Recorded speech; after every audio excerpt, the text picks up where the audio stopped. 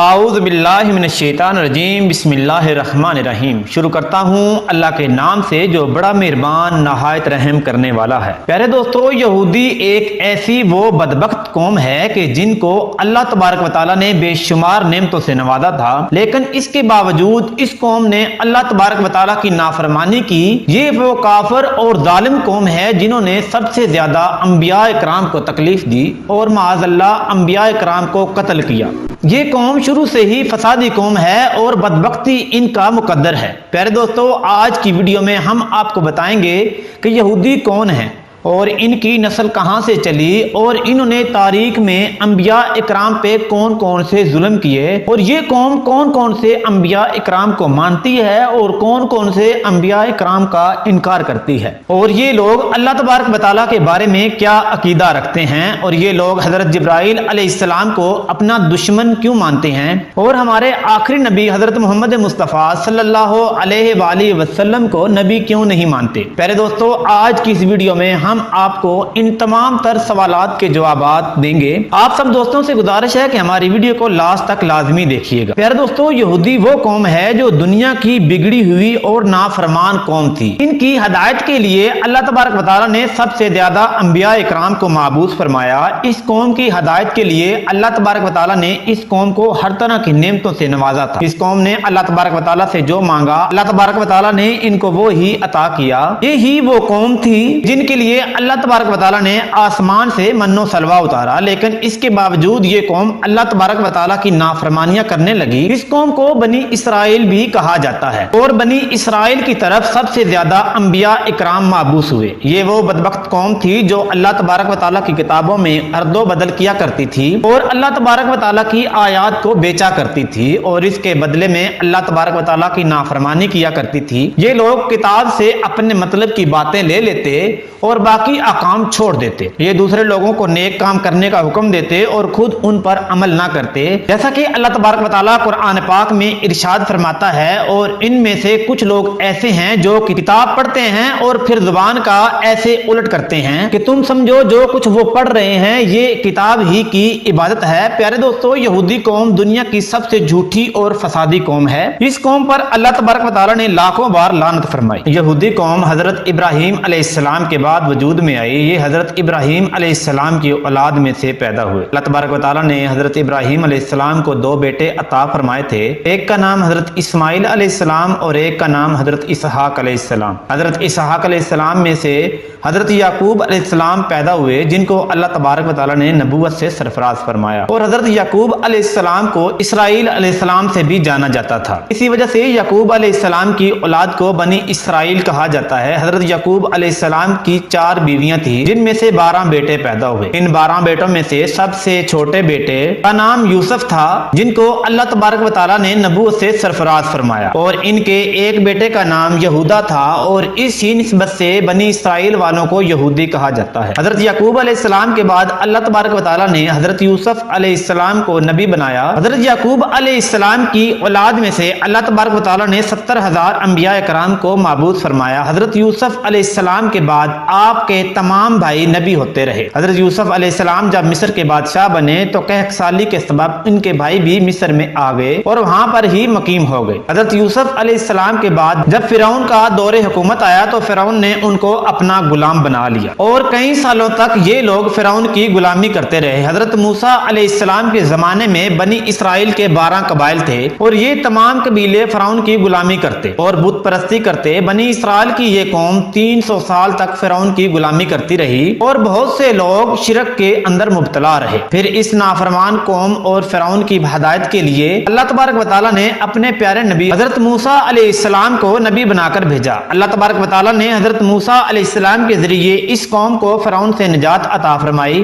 اور سمندر میں راستہ بنا کر اس قوم کو ایک نئی زندگی عطا فرمائی، لیکن اس کے باوجود یہ قوم اللہ تبارک و تعالیٰ کی ناشکری کرتی رہی اور اللہ تبارک و تعالیٰ کی نافرمانیوں میں مبتلا ہوگی۔ جب حضرت موسیٰ موسیٰ علیہ السلام کوہ طور پر اللہ تبارک و تعالیٰ سے ہم کلام ہونے کے لیے تشریف لے گئے تو یہ قوم ان کے پیچھے شرک کے اندر مبتلا ہو گئی اور ایک بچڑے کی پوجا کرنے لگی۔ جب اللہ تبارک و تعالیٰ نے اس قوم کو شرک سے منع کیا اور گائے ذبح کرنے کا حکم دیا، یہ قوم بہانے بنانے لگی اور 5 مرتبہ حضرت موسیٰ علیہ السلام کو کوہ طور پر بھیجا کہ وہ اپنے رب سے ٹھیک ٹھیک حکم لے کر آئے۔ یہ صرف اس لیے تھا کہ یہ گائے ذبح ہونے سے بچ جائے اور اسی طرح اس کی پوجا کر سکیں۔ ان کے ہلاک ہونے کے بعد اور حضرت موسیٰ علیہ السلام کے کئی معجزات دیکھنے کے باوجود بھی یہ قوم اللہ تبارک و تعالیٰ کی ذات پر سچے دل سے ایمان نہ لائی، اور یہ لوگ کھلے عام کہا کرتے تھے کہ جب تک ہم اللہ تبارک و تعالیٰ کو اپنی آنکھوں سے نہ دیکھ لیں ہم اس پر ایمان نہیں لائیں گے۔ اس قوم کے لیے اللہ تبارک و تعالیٰ نے آسمان سے من و سلوہ اتارا اور ان کے لیے 12 چشمے جاری کیے تاکہ یہ قوم پانی کے لیے آپس میں جھگڑا نہ کرے، لیکن ان تمام نعمتوں کے باوجود بھی یہ قوم اللہ تبارک و تعالیٰ کی نافرمانی سے باز نہ آئی اور اسی طرح اللہ تبارک و تعالیٰ کی نافرمانیاں کرتی رہی۔ اسی قوم کی نافرمانی کی وجہ سے آسمانوں سے آنے والا کھانا بند ہو گیا اور زمین پیداوار اگانا شروع ہو گئی۔ اس کے بعد جب حضرت موسیٰ علیہ السلام نے یہودیوں کو فلسطین کے حکمران کے خلاف جنگ کرنے کا حکم دیا تو اس قوم نے یہ کہتے ہوئے انکار کر دیا کہ تم اور تمہارا خدا لڑو، ہم نہیں لڑیں گے۔ پیارے دوستو، اس طرح اللہ تبارک و تعالیٰ اس قوم کو اپنی نعمتوں سے نوازتا، لیکن یہ قوم بار بار اللہ تبارک و تعالیٰ کی نافرمانیاں کرتی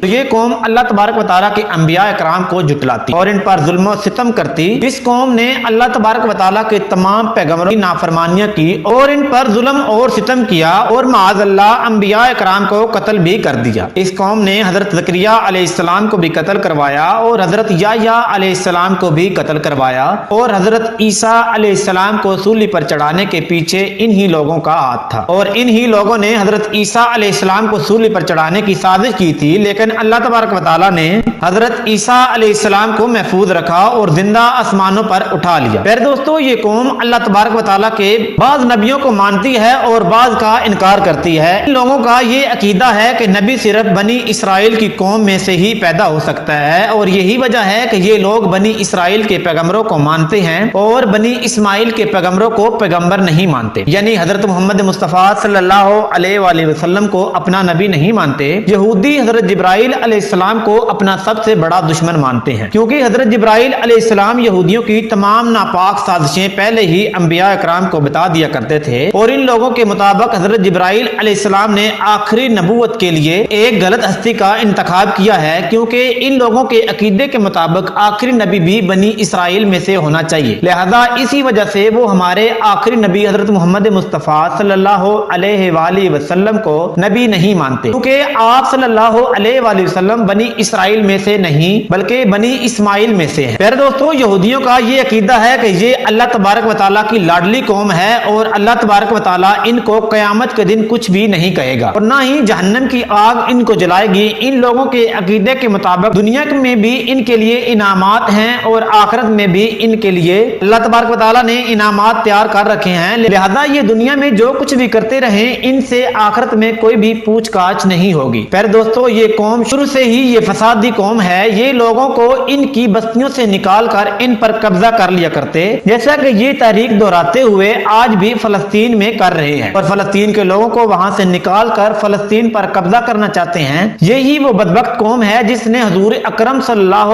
علیہ وآلہ وسلم پر جادو کروایا تھا اور ایک مرتبہ ایک چٹان کے ذریعے آپ کو زخمی کرنے کی بھی کوشش کی تھی۔ اسی قوم نے زمین پہ 2 بڑی جنگیں کر کے زمین پر فساد برپا کیا اور یہی قوم تیسری بڑی جنگ کر کے زمین پر دوبارہ فساد کرے گی۔ پہلے دوستو، یہ بدبخت قوم اللہ تبارک و تعالیٰ کے بارے میں یہ عقیدہ رکھتی ہے کہ معاذ اللہ تبارک و تعالیٰ فقیر ہے اور ہم غنی ہیں اور دنیا کی تمام پھل اناج ہمارے قبضے میں ہیں، یہ وہی لوگ کھا سکتے ہیں جن کو ہم کھلانا چاہیں۔ پہلے دوستو، یہودیوں کے 8 ایسے عقائد ہیں کہ جس کی وجہ سے ان کو کافر کہا جاتا ہے۔ نمبر 1، یہ اللہ تبارک و تعالیٰ کو مجسم مانتے ہیں، یعنی اللہ تبارک و تعالیٰ کی بھی انسانوں کی طرح شکل و صورت ہے جبکہ اللہ تبارک و تعالیٰ جسم اور شکل و صورت سے پاک ہے۔ اور ان کا دوسرا باطل عقیدہ یہ ہے کہ صرف حضرت موسیٰ علیہ السلام کو اور حضرت عزیر علیہ السلام کو اپنا نبی مانتی ہے، ان کے علاوہ یہ قوم باقی تمام انبیاء کو جھٹلایا کرتی اور معاذ اللہ ان کو قتل کر دیا کرتی اور یہ لوگ حضرت عزیر علیہ السلام کو